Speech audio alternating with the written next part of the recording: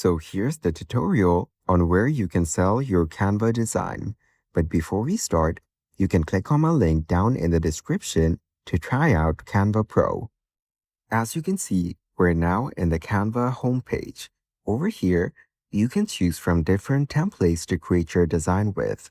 You can also view your previous designs or use the Canva AI feature as well. Go to the Recent Design section and open any of your design from here.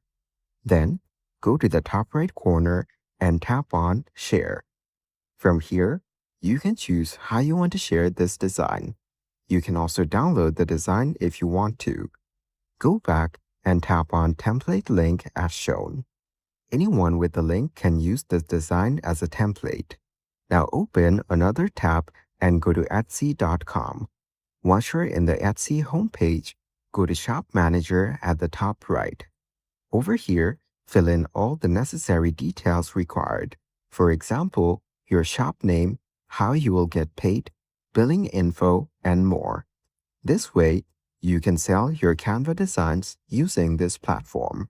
And that's it. You can easily sell your Canva designs on Etsy.